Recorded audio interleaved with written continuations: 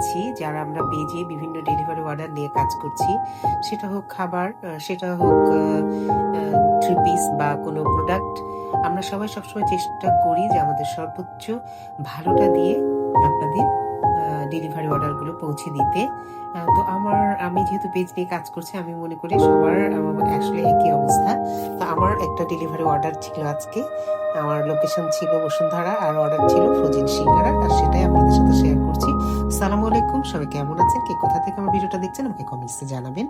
আর আমি গতকালকে মোটামুটি সিঙ্গারাগুলো রেডি করে নিয়েছি, আজকে ফ্রোজেন করে সময় মতো আলহামদুলিল্লাহ পৌঁছে দিতে পেরেছি।